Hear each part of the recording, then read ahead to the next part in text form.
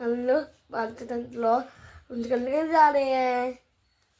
Okay, yes.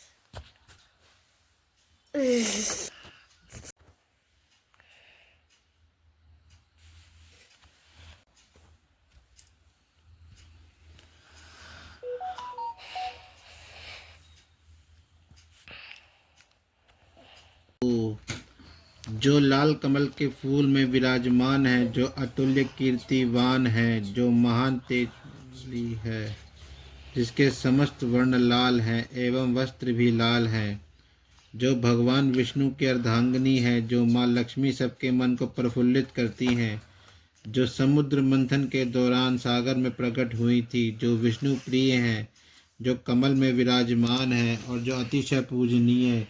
हे लक्ष्मी माँ, आप मेरी रक्षा करें।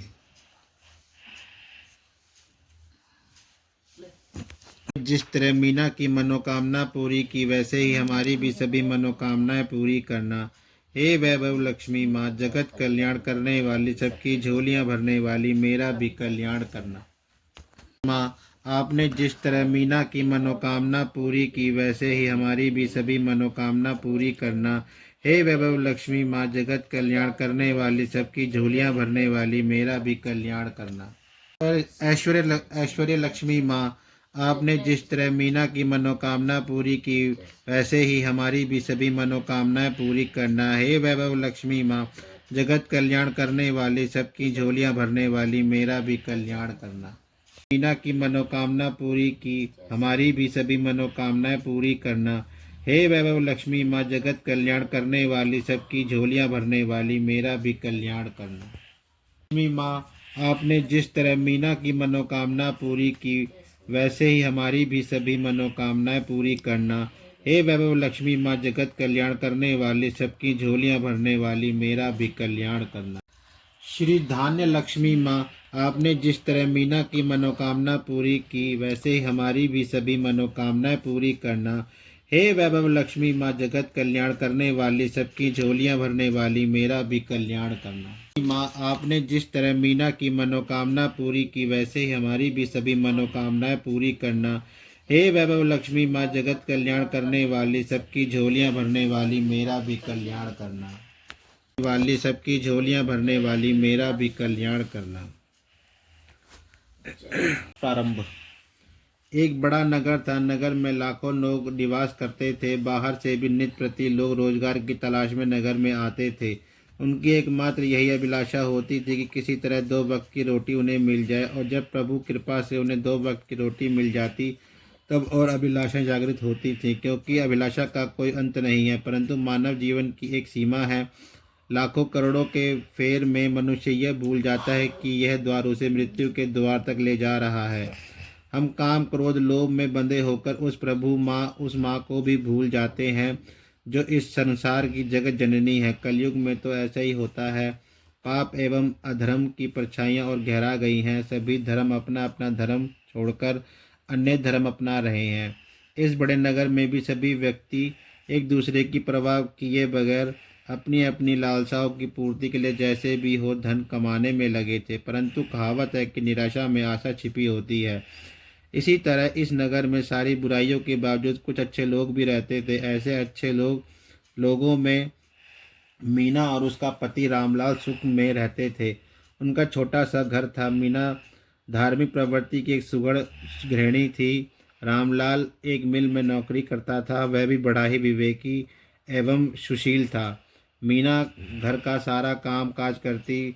उसने अपने छोटे से घर को भी इतना साफ सुंदर कर रखा था कि सारे मोहल्ले की औरतें भी उसकी तारीफ करती थी। मीना को चुगलियाँ इत्यादि से बड़ी नफरत थी, परंतु मोहल्ले की सभी स्त्रियां एक दूसरे की चुगलियाँ दिन भर किया करती थीं। वह तो केवल घर के कामकाज और पति सेवा एवं प्रभु सुमिरन में ही दिन व्यतीत कर देती थी। हर शुक्रवार की और हर शुक्र की ये औरतें भजन करते समय भी एक दूसरे की चुगलियां करती थी। एक बार इसी बात पर लड़ाई भी हो गई तो मीना की राधा से इसी बात पर, परंतु शायद इस आदर्श परिवार को मोहल्ले वालों की नज़र ही लग गई, या शायद पूर्व जन्म के कुछ कर्म भोगने लिखे थे, जो रामलाल बुरी संगत में पड़कर शराब पीने लगा और जुआ खेलने लगा।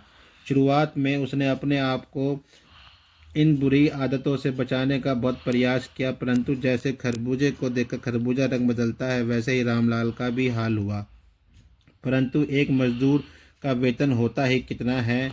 जब रामलाल अपना सारा वेतन जुए आदि में हार गया तो उसने अपनी पत्नी के जेवर एवं घर का कीमती सामान भी शराब और जुए के लिए बेच डाले।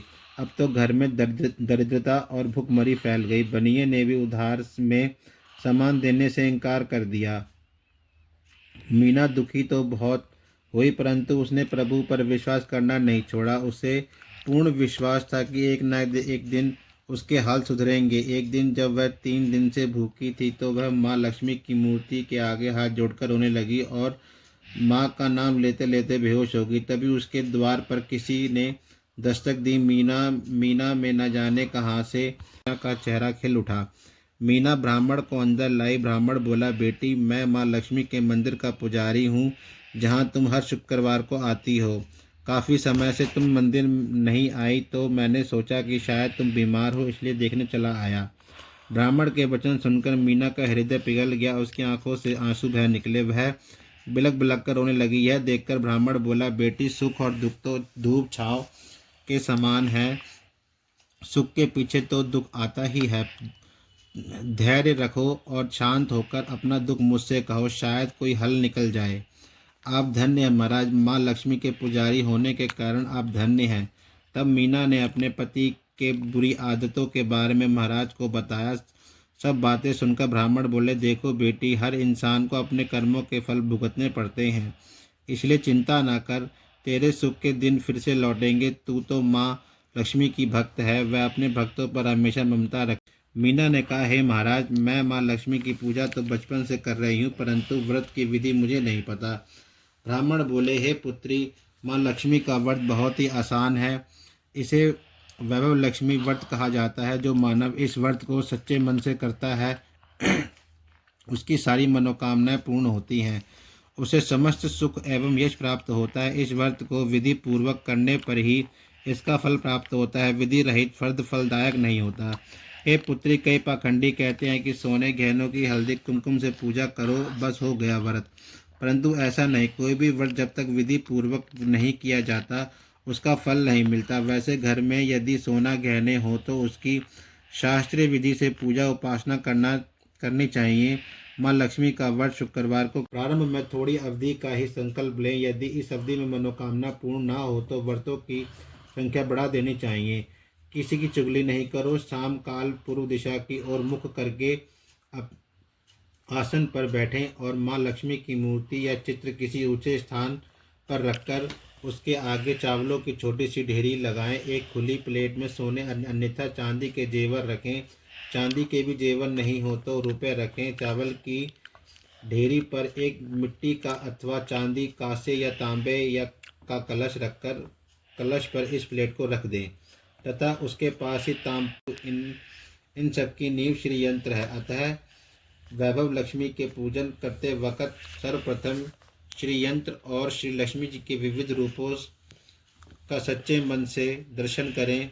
यंत्र तथा कलश की स्थापना के पश्चात जल, रोली, चंदन, चावल, फूलों से यंत्र, कलश तथा सोने चांदी का पूजन करना चाहिए।